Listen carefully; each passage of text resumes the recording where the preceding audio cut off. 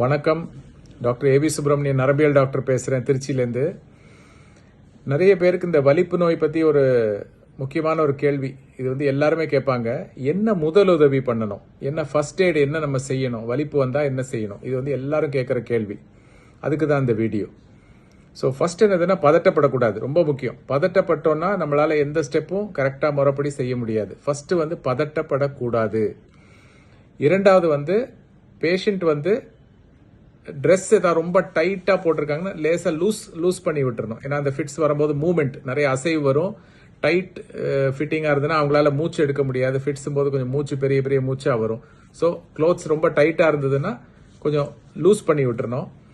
இரண்டாவது அவங்க வாய், சில ஃபிட்ஸில் பார்த்தீங்கன்னா வாய் ரொம்ப டைட்டாக மூடும். பல்லு ரொம்ப டைட்டாக கடிச்சுப்பாங்க. சில நாக்கு அதில் மாட்டிக்கிட்டு ரத்தம் வரும். ஸோ அந்த பல்லு கடிக்காமல் இருக்கிறதுக்கு ஏதாவது ஒரு துணி, பக்கத்தில் இருக்கிற ஒரு டவல், பெட்ஷீட்டு, கர்ச்சீஃப், எது கையில் கிடைக்குதோ ஒரு சுத்தமான துணி எடுத்து இந்த பல்லுக்கு நடுவில் வச்சிடணும். துணியை வச்சிட்டோன்னா அவங்களுக்கு கடிச்சாலும் அந்த துணி தான் கடிப்படும், நாக்கு கடிப்படாது. ரெண்டாவது, தலை படுத்துட்டு இருக்கும்போது, இப்போ சப்போஸ் உட்காந்துட்டு இருக்க படுக்க வச்சிடணும். படுக்க நேராக வைக்காம தலையை ஒரு கழிச்சு படுக்க வச்சிடணும், ஒரு சைடா. ஸோ தலை ஒரு கழிச்சு படுத்து தலையை தொங்க போடுற மாதிரி பெட்லேருந்து கொஞ்சம் டவுன் கீழ் நோக்கி வைக்கிற மாதிரி வைக்கணும். எதுக்காகனா வாயில எச்சி, நொரை, சளி எல்லாம் வரும் அந்த ஃபிட்ஸ் போது. அது வெளியில வந்துடணும், உள்ள போயிடக்கூடாது. உள்ள போனால் இந்த தொண்டை அடைச்சிக்கும், மூச்சு வாங்கிடும், ரொம்ப மூச்சு பிரச்சனை வந்துடும். அதனால படுக்க வச்சுட்டு ஒரு கழிச்சிட்டு தலையை கொஞ்சம் தொங்க போடணும். மூணாவது அடிப்படக்கூடாது. ஃபிட்ஸ் வரும்போது அந்த ஃபிட்ஸ் பெருசா கைகால் உதறும் போது எங்கேயா அடிப்பட வாய்ப்பு இருக்கு. ஸோ அந்த பக்கத்தில் எதுவும் அடிப்படாத மாதிரி சேஃபா வச்சுக்கணும். இல்லை அவர் அந்த மாதிரி சிக்கலான இடத்துல இருக்காருன்னா மெதுவாக அவரை நீக்கி ஒரு சேஃபான இடத்துக்கு கொண்டு வரணும், கைகால் அடிப்படாமல் இருக்கிறதுக்கு. நாலாவது, யாரோ ஒருத்தர் டைமை பார்க்கணும். கிளாக்கை பார்த்துட்டு எவ்வளோ நேரம் எத்தனை மணிக்கு ஆரம்பிச்சுது, எவ்வளோ நேரம் அந்த ஃபிட்ஸ் இருந்தது, அப்புறம் எவ்வளோ நினைவு இல்லாமல் இருந்தார், எப்போ நினைவு திரும்பிச்சு, இது எல்லாத்துக்கும் ஒருத்தர் டைமை ரெக்கார்ட் பண்ணிகிட்டே இருக்கணும். இன்னொருத்தட்ட ஃபோன் இருந்ததுன்னா வீடியோ எடுக்கணும், இந்த ஃபுல் எபிசோடு. ஏன்னா யூஸ்வலாக இந்த ஃபிட்ஸ் முடிஞ்சோன்னு நம்ம டாக்டர்கிட்ட போகிறோம், கேள்வி அவங்க நிறைய கேள்வி கேட்பாங்க. எப்போ வந்தது, எப்படி வந்தது, கண்ணு மேலே போச்சா, பல்லு கடிச்சுதா, கை கால் வெட்டு, நிறைய கேள்வி டாக்டர் சைட்லேருந்து இருக்கும். அப்போ நீங்கள் பதட்டத்தில் இருக்கும்போது இது எதுவுமே கவனிச்சிருக்க மாட்டீங்க. அப்போ நம்ம வீடியோ எடுத்துட்டோம்னா அந்த வீடியோ அப்படியே சார் இதுதான் சார் நடந்தது அப்படின்னா அந்த டாக்டர் கேள்வி கேட்க வேண்டியதே இல்லை. எல்லாம் பதிலும் டாக்டரோட கேள்வி பதில் அந்த வீடியோலேயே கிடைச்சிரும். ஸோ நீங்கள் செய்ய வேண்டியதுதான், பதட்டப்படக்கூடாது. பேஷண்ட்டை தலையை கொஞ்சம் கீழ் நோக்கி வைக்கணும். பல்லுக்கு நடுவில் ஒரு துணி வைக்கணும் கடிப்படாமல் இருக்கிறதுக்கு. ட்ரெஸ்ஸு கொஞ்சம் டைட்டாக இருந்தால் லூஸ் பண்ணி விட்டுறணும். காத்தோட்டமாக இருக்கணும், நல்ல ஃபேனு காற்று நல்லா இருக்கணும். ஒருத்தர் டைமை பார்க்கணும். முடிஞ்சால் வீடியோ எடுக்கணும். வீடியோ எடுக்கிறது ரொம்ப யூஸ்ஃபுல்லாக இருக்கும். ஏன்னா அந்த ஃபிட்ஸ் சில நேரம் சில பேஷண்ட் சொந்தக்காரங்களால சரியாக அதை விவரித்து சொல்ல முடியாது.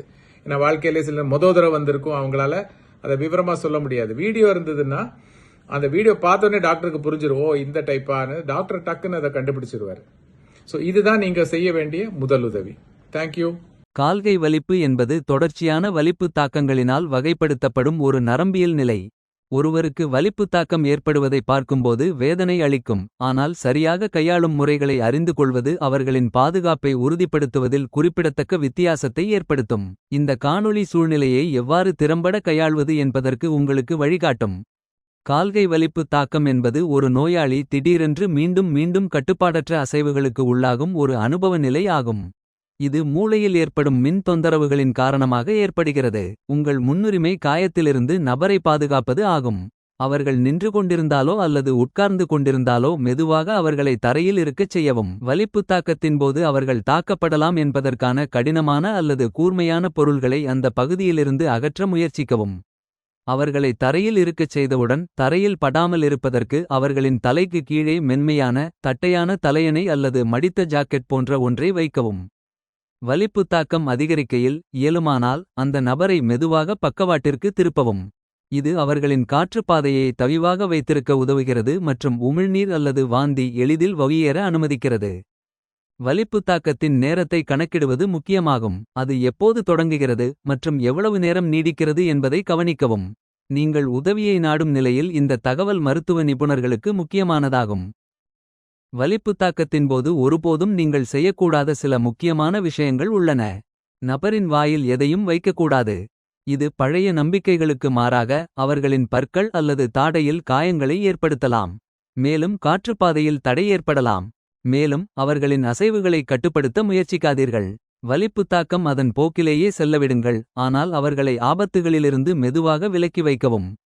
நபர் முழுமையாக குணமடையும் வரை அவருக்கு எந்த உணவு மற்றும் பானங்களை கொடுக்க வேண்டாம். வலிப்புத் தாக்கம் நிற்கும் வரை மற்றும் முழு சுயநினைவு பெறும் வரை அவருடனேயே இருக்கவும். பின்னர் அவர்கள் குழப்பமடையலாம் அல்லது மயக்கமடையலாம். நிதானமாக பேசி அவர்களுக்கு உறுதி அளிக்கவும். எப்போது அவசர உதவியை அழைக்க வேண்டும் என்று அறிந்து கொள்வது அவசியமாகும்.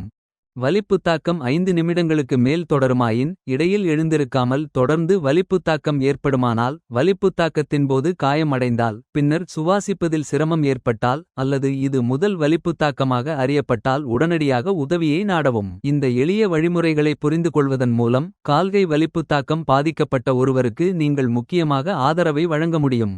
தகவலறிந்து மற்றும் அமைதியாக இருப்பது மற்றும் தகவலறிந்த செயல்பாடுகள் உண்மையான வித்தியாசத்தை ஏற்படுத்தும் என்பதை நினைவில் கொள்ளவும்.